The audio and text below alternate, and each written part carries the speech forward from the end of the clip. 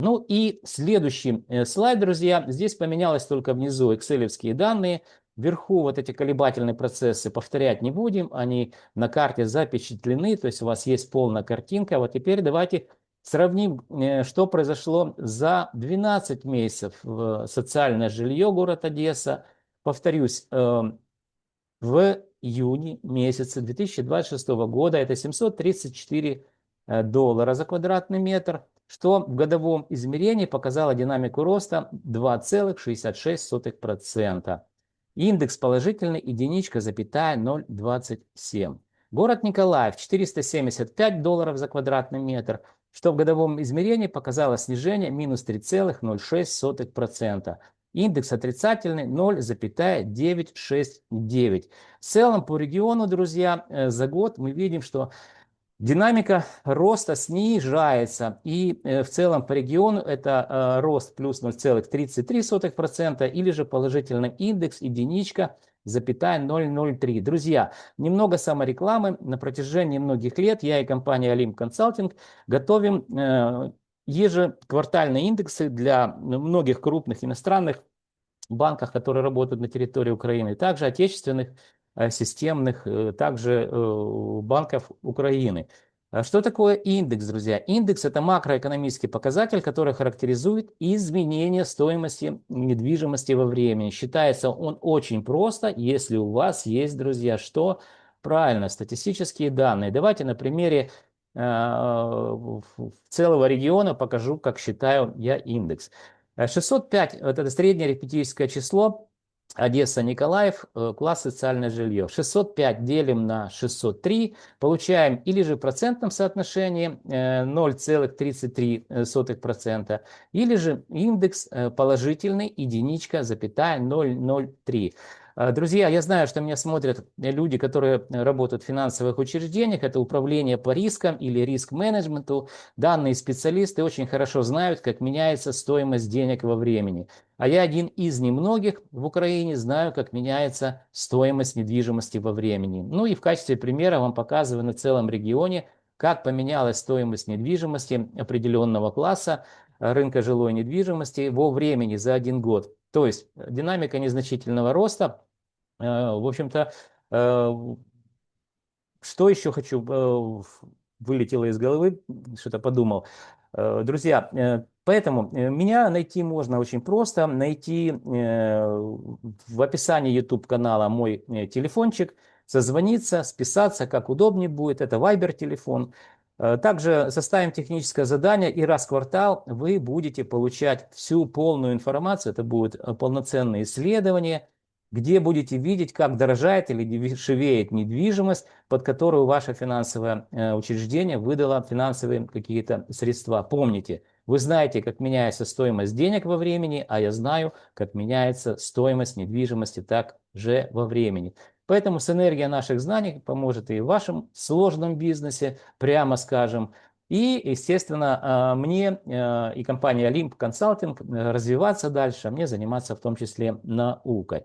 Итак, друзья, подводя итоги, за год по целому региону, я не буду пока убирать эту картинку, мы, значит, что наблюдаем, что всего лишь 0,33% рост. При этом город Николаев стабильно показывает снижение, город Одесса с какого-то перепугу уже 2 месяца, да, в третий месяц, я думаю, показывает динамику положительного роста. Что будет происходить с недвижимостью до конца года? Давайте я остановлю показ данного слайда. Я предполагаю, друзья, всего лишь предполагаю, хотя я в своих так сказать, исследованиях и прогнозах, применяя исключительно научную методологию. Это метод многофакторного анализа, который позволяет мне видеть не только, что происходит в динамике со стоимостью недвижимости, но и видеть макроэкономические показатели, индексы также они называются, которые характеризуют развитие региональных внутренневаловых продуктов. То есть это и Одесская область, и Николаевская область, все это есть, друзья, в открытом доступе. Так вот, все, что касается развития экономики, там, друзья, беда прям совсем. Вот экономика скорее мертва, чем жива. А рынок недвижимости в Одессе показывает с какого-то перепугу рост. Поэтому, друзья, я все-таки предполагаю, что рынок недвижимости, являясь сегментом украинской экономики, вынужден будет вести себя подобным образом. Он не может расти или работать в противофазе с экономикой, которая, в общем-то, еще раз, находится в руинах, и эта экономика определяется индексами, которые, опять же, в открытом доступе вы можете посмотреть. Это очень занимательная статистика, или даже можно прикладная математика, наверное, назвать ее так.